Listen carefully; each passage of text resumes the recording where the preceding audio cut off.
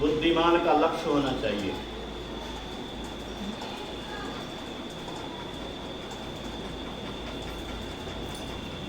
लोग लक्ष्य बनाते हैं, जीवन का उद्देश्य तय करते हैं। गुरु महाराज कहते हैं ये मनुष्य शरीर देव दुर्लभ है, ऐसा शास्त्र भी कहता है। सुर दुर्लभ सब ग्रंथ ही गावा। तो देवता को जो शरीर दुर्लभ है, उस शरीर से क्या पाना चाहती हो? मारो, क्या मिलेगा उससे? मेरे पास माल की कमी है क्या? वैसे तो अरब खरब रहने वाले को भी संतुष्टि नहीं है, लेकिन मेरे पास जो ही है उसी में मैं बम हूँ। मैं तो खपड़े के घर में रहता था, तो लोग कहते थे कि भवन नहीं बनाइएगा। हमने कहा था कि भवन बनाने के रंजन में है क्या? हाँ, भवन से सुगंध निकली इसके लिए मैं जन्मा, दुर्गंध नहीं निकले। जब तक जीऊंगा पवित्र जीवन जीऊंगा। सही रास्ते से होगा तो होगा, नहीं होगा नहीं। लक्ष्य मेरा क्या है? शुरू से लक्ष्य है गृहस्थ में विरक्त जीवन जी करके, घर को तपोभूमि बना करके जंगल जाने की क्या जरूरत है? गुरु महाराज ने कहा दरबार में रहो, सारे कारोबार करो, लेकिन सदाचार का पालन करते हुए अभ्यास करो। दोनों तरह से लोग करते हैं, वैरागी बन करके भी। तो लक्ष्य क्या होना चाहिए?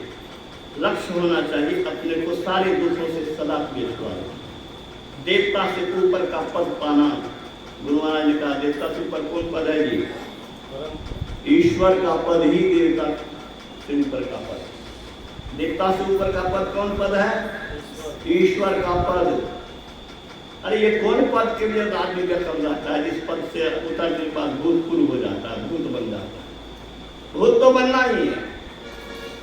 ऐसा पद प्राप्त करो जो पद कभी कोई छीने नहीं, जिस पद से ऊंचा कोई पद नहीं, जिस पद में कोई आपद नहीं, जो निरापद पद है वो पद प्राप्त करना बुद्धिमान का लक्ष्य होना चाहिए। और वह पद ईश्वर का ही पद है, और ईश्वर का पद बाहर जाने से नहीं होगा।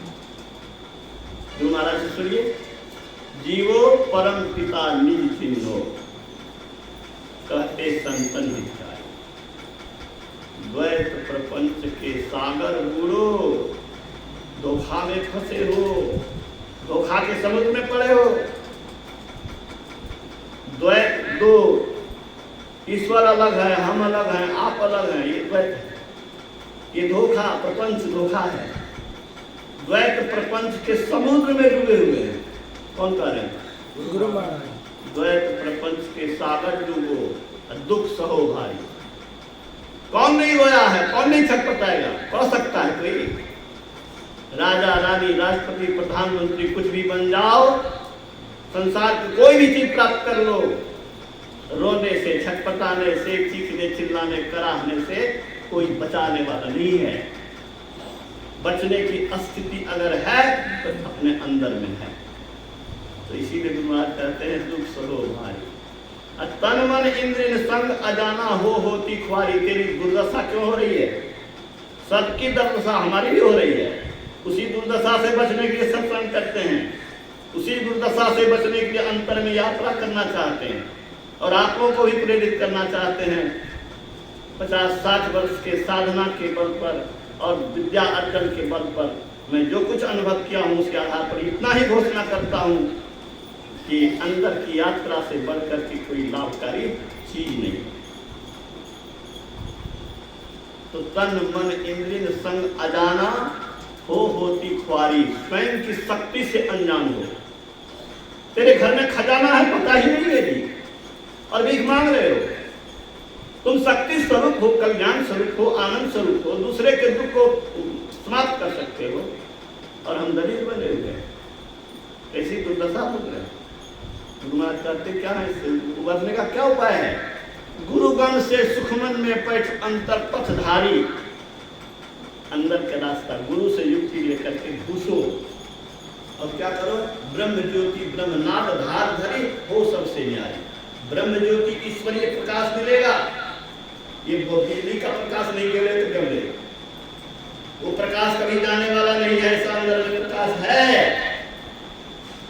ईश्वर का शब्द अंदर में है, उस ज्योति और शब्द का सहारा लेकर के परमात्मा से जुड़ जाओ। क्या होगा? द्वैत पार तन मन बुद्धि पारा, ज्ञान होए सारी, मैं ही सोपी तू चिन्ह में आवे दुख करे भारी। दुख की समाप्ति कौन नहीं चाहता? हमारा कोई बता दे कि मैं दुख चाहता हूं? सब कोई दुख से बचने का उपाय कर रहा है। किसी को सफलता मिल रही है क्या? जिनको मिली है वो कह रहे हैं। अब मैं ज्यादा समय नहीं लूंगा, आप बाबा से आप पूरी सुने। श्री सद्गुरु महाराज।